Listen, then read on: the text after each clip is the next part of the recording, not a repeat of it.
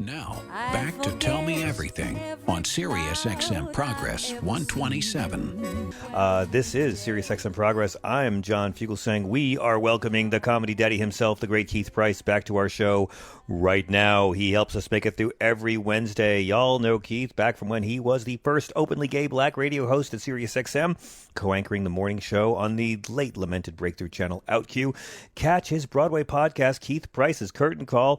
Keith, welcome back. Hello, my darling John. How are you? You know what? I think, Keith, honestly, if these people fighting about the Lin-Manuel Miranda in the Heights controversy, if this gets any more hot, some of these people are going to have to actually see the movie. That's what I think.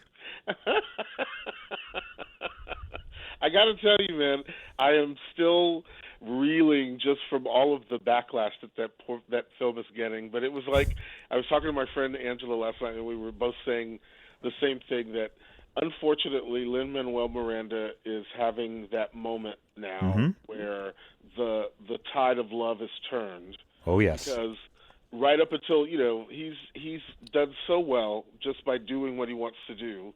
And now he's come to the point where he just can't please everybody. And it's a shame. It's such a shame because that movie was so wonderful to watch. Yes. And it was such a nice experience. And again, like I said, as an Afro-Latino as well, didn't even, like the first viewing, it didn't even click in my brain to not see that because, of course, Thank you. I'm also familiar with the show. Right. And the characters that he wrote in the show, there were no Afro-Latino characters in those roles. And so, again, it's like he's only staying true to his story. So it's like, Yeah, I got to be honest, Keith. I watched the movie this week. I watched the movie this weekend, and I had to agree with Bill Maher, with the previous listener. I'm like, you fucking liberals. Lin-Manuel knows he's this successful when his own side is being petty with him over this kind of stuff. For him. Yeah, I get it. I get their grievances as well, but it's like, really? All the injustice, all the exclusion, and this pioneer is the one you want to attack because he didn't click off every check mark on your purity test? And here's the thing. It's like he's not Afro-Caribbean. He's not Afro-Latino. That's not his particular origin. So again, he's telling his story the way he wants to get his story told. Now, granted, if it would have made a difference if Betty the cab driver would have been Dominican, maybe. But then black people would be mad because the original role was actually written for an African American. There you go. So then what happens then? It's like it's a double-edged sword in which the skin color of race has been thrown into a mix. Yeah, you can't win, and if they're all coming at you, you're probably still winning, Chris. Exactly. Well, look, as a person who is so outside the boundaries of this conversation, I see this in... But you love being offended, Chris. Well, I see this in such a different context. I think the people that were speaking up about it were people who personally felt underrepresented. But I think the problem is that we live in a culture where the internet has to have a main character of the day. Yeah. And the media and the Twitter sphere picks up things and runs with things, whether they care about it deeply or not. And so to a person who lives in Washington Heights, who is Afro-Latino and feels underrepresented by this piece of art, that's fine. But I think the real problem lies with everyone else who's amplifying it just because, for their own entertainment. I live south of the Heights, but I felt underrepresented as a person who doesn't break into song and dance with other people in unison in the sidewalks. My people were not represented in this film at all. And I'm deeply angry. I just again, for me, the thing is, this is his story. This is Lin-Manuel's story that he wrote, in the basements of the bookstore back in the day as he was getting himself together. And in that story and in that storytelling, there was not an Afro-Caribbean, Afro-Latino thing.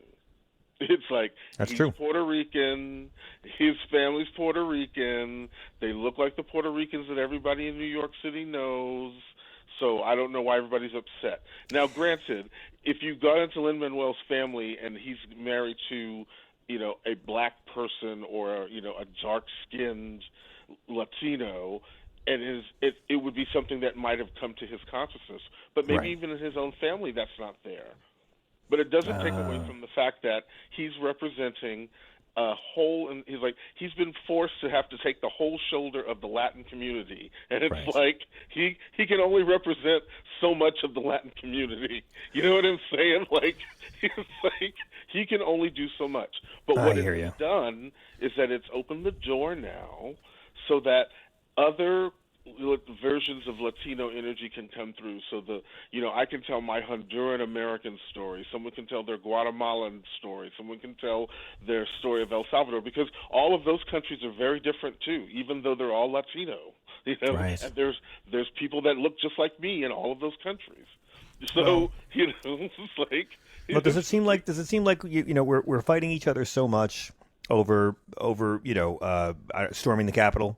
And all the roles that all these right-wing figures played in the Capitol breach, the attack on January 6th, and maybe we need a break from all that intensity by just fighting our own allies over shit over who's the most well-intentioned of our tribe. I mean, there's so much scariness, Keith, that I kind of like that we're at a place where we're having these drop-down fights about dumb pop culture stuff, because a dumb pop culture thing is not president right now, and I view this as a sign of a somewhat healthier society.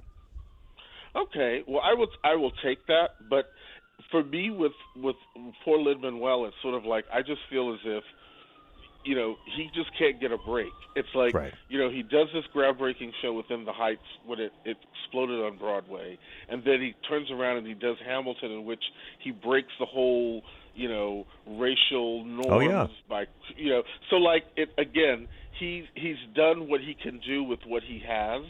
And he's going to be doing more.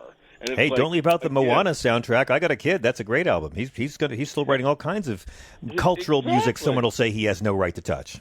Exactly, but now, because he's acclaimed, he's got so much fame, he's got so much in his favor, and it's sort of like it's one of those moments where someone has to take an opportunity to take him down a peg. And the thing is, this to me is a non-issue when it's all said and done, because if he chooses to defend it from the place that he didn't write an Afro-Latino character in his play, in his musical, and when he expanded it to make this movie, he tried to keep it as true to the story that he originally started. What it's like in Washington Heights.